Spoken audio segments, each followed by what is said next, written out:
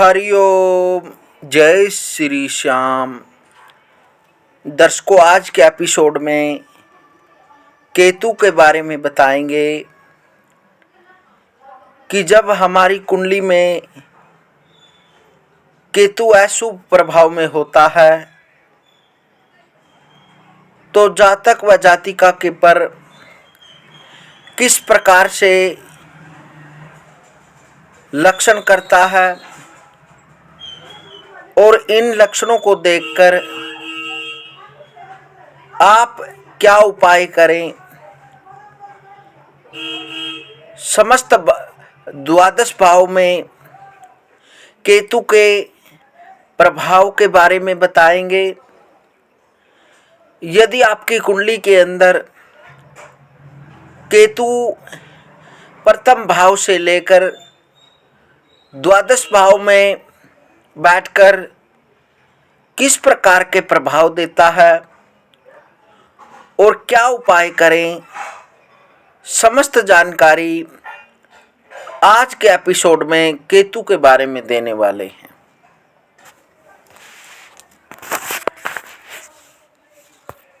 सबसे पहले जानकारी देने से पहले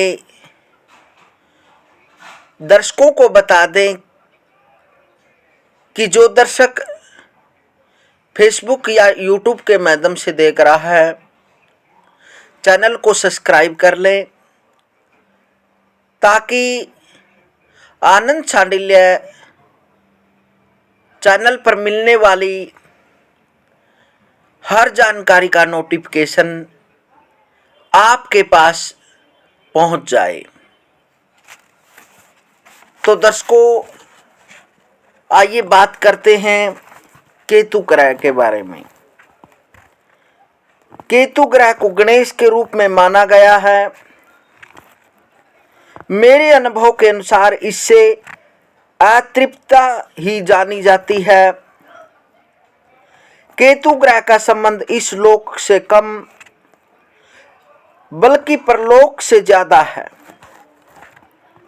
और केतु ही भवसागर से मुक्ति मोक्ष निवारण का प्रतीक है।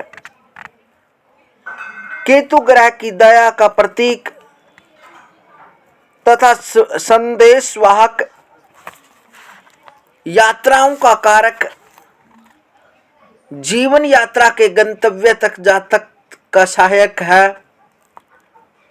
मंगल, बुध और गुरु तीनों के गुण केतु में समाहित हैं।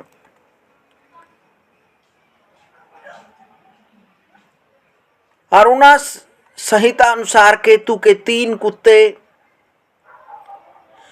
बहन के घर भाई, ससुराल में दामाद ही केतु के भाग मंगल, बुध एवं गुरु हैं।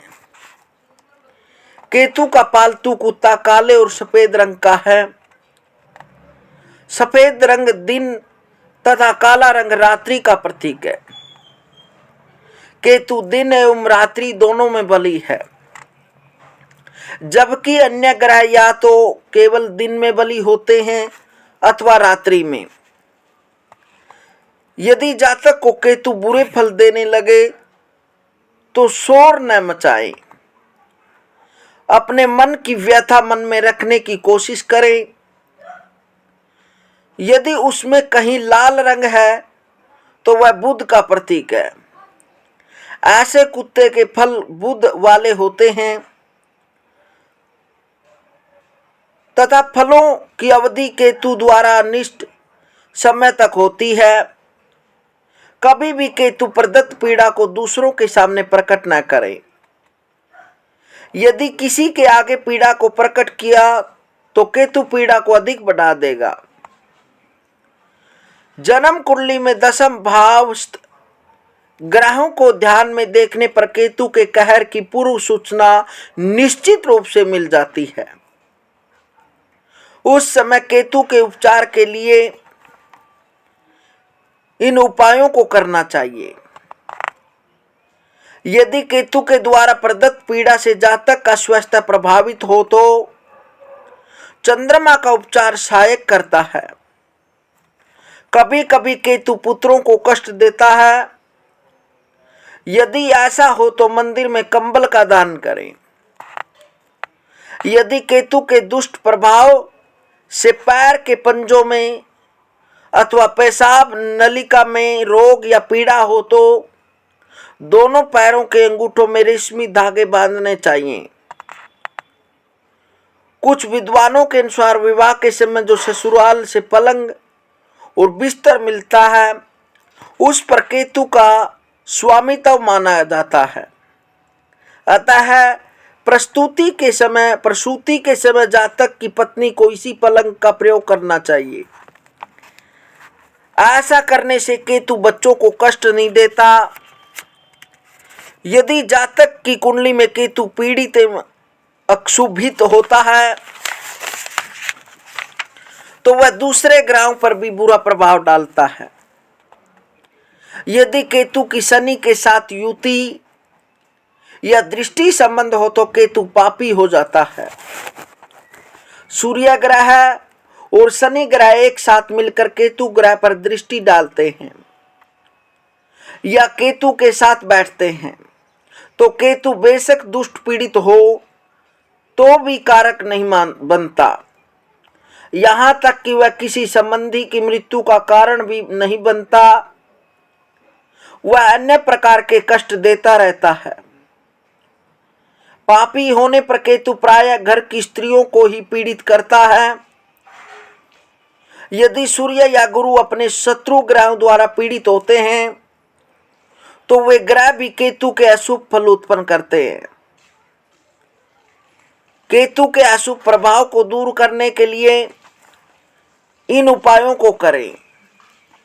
गणेश चतुर्थी तथा गणेश पूजा के दिन उपवास करें तथा केले, नींबू और तिल दान करें। घर में काला सफेद कुत्ता पाले या ऐसे कुत्ते की सेवा करें। 9 वर्ष की कन्या को खट्टी चीजें दे तथा अच्छा व्यवहार तथा चाल चलन बनाए रखें। काले तिल बहते पानी में विसर्जित करें। यदि किसी जातक की कुंडली में किसी भी राशि का केतु अशुभ फल देने लगे तब जातक काले एवं सफेद रंग का 2 रंगा चितकबरा कुत्ता पाले और उसकी देखभाल करें तथा गली के आखिरी मकान में न रहें। अपनी जेब में लाल रंग का कपड़ा या रुमाल रखें।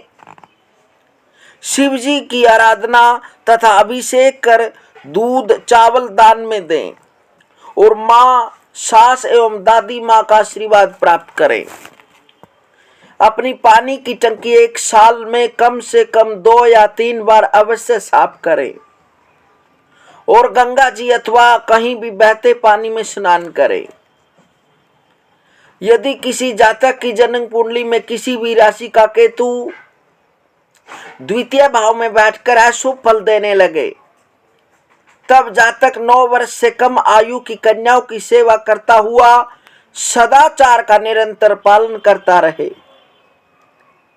यदि किसी जातक की कुंडली में किसी भी राशि का केतु तृतीय भाव में बैठकर अशुभ फल देने लगे तब जातक यात्रा में दुर्घटना एवं नुकसान से बचने के लिए स्वर्ण के आभूषण पहनकर दूध, चावल, गेहूं, बाजरा, गुड़, चने की दाल बहते पानी में डालें या किसी गरीब को दान में दे। यदि किसी जातक की जन्म कुंडली में किसी भी राशि का केतु चतुर्थ भाव में बैठकर अशुभ फल देने लगे तो जातक कुल पुरोहित की सेवा करे और पूजा स्थलों में केले, चने की दाल का दान करे। यदि किसी जातक की कुंडली में किसी भी राशि का केतु पंचम भाव में बैठकर अशुभ फल प्रदान करने लगे तब जातक गुरुवार का व्रत करें तथा हरि की पूजा करता हुआ पीपल को पानी दें। ब्राह्मण, साधु और कुल पुरोहित गुरु की सेवा करता हुआ पीले फूलों के पौधे लगाएं तथा शनि से संबंधित वस्तुएं जैसे सरसों का तेल, काले उड़द, कोयला, पत्थर, काला नमक आदि बंद करके न रखें। लोहे के संदूक खुले रखें तथा दरवाजों में लोहे के ताले न लगाएं। यदि किसी जातक की कुंडली में किसी भी राशि का केतु षष्ठम भाव में बैठकर अशुभ फल प्रदान करने लगे, ससुराल से मिली हुई अंगूठी को बाएं हाथ की उंगली में पहने तथा पंचम भाव में केतु के निष्ठ दूर करने वाले उपरोक्त उपाय भी साथ साथ करें। यदि किसी की जातक की कुंडली में किसी भी राशि का केतु सप्तम भाव में बैठकर अशुभ फल देने लगे तो जातक 4 दिन तक 4 ईंधन के टुकड़े बहते पानी में डालें तथा 4 दिन तक प्रतिदिन 4 नींबू भी बहते हुए पानी में डालें। यदि किसी जातक की जन्म कुंडली में किसी भी राशि का केतु अष्टम भाव में बैठकर अशुभ फल प्रदान करने लगे तब जातक पूजा स्थलों में काले सफेद रंग के कंबल दान करें और शमशान भूमि में काले रंग के कंबल के टुकड़ों को दबाएं। यदि किसी जातक की जन्म कुंडली में किसी भी राशि का केतु नवम भाव में बैठकर अशुभ फल देने लगे तब जातक अपने कानों में स्वर्ण की बालियां या कुंडल पहने तथा घर में स्वर्ण के बिस्कुट भी रखें।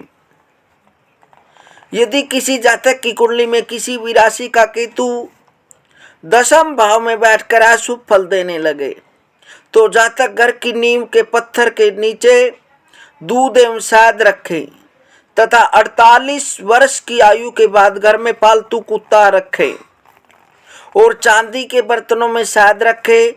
अपना अच्छा व्यवहार और अच्छा चाल चलन रखे। यदि किसी जातक की कुंडली में किसी भी राशि का केतु एकादश भाव में बैठकर अशुभ फल देने लगे तब जातक काला कुत्ता पाले तथा उसकी सेवा करे। दामाद, साला तथा भांजे की भी यथाशक्ति सहायता करें। यदि किसी जातक की जन्म कुंडली में किसी भी राशि का केतु द्वादश भाव में बैठकर अशुभ फल देने लगे तब जातक काला कुत्ता या चितकबरा कुत्ता पाले और अपने अंगूठे को दूध में डुबोकर चूसे। जातक के कोई पुत्र न हो तो ऐसा न करें। तो इस प्रकार से केतु के यह उपाय करें, निश्चय ही केतु आपको शुभ फल प्रदान करता है, क्योंकि राहु और केतु को छाया ग्रह माना जाता है और यह एक दूसरे से सप्तम भाव में रहते हैं। और यदि राहु और केतु के बीच में सभी ग्रह आ जाएं तो इस योग को कालसर्प दोष मानते हैं। और यदि राहु और केतु के बीच से एक ग्रह बाहर हो तो उसे आंशिक कालसर्प दोष माना जाता है।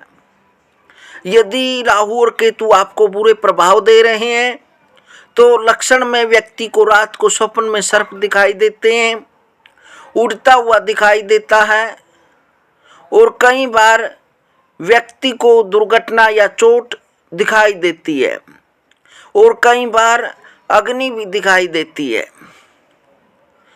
इस प्रकार से लक्षणों से आप जान सकते हैं कि केतु आपकी कुंडली के अंदर अशुभ भाव में है या शुभ प्रभाव में है।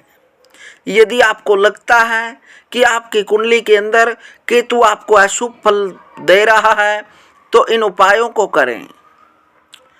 भगवान सदाशिव की आराधना करें, सोमवार का व्रत रखें और राहु केतु के मंत्रों का यथाशक्ति जप करें, कुत्तों की सेवा करें और अपना चरित्र ठीक रखें, चालन चलन ठीक रखें। अवश्य ही केतु आपको शुभ फल देने प्रारंभ कर देगा। मिलते हैं दर्शकों अगली वीडियो में। हरिओम, जय महामाई की।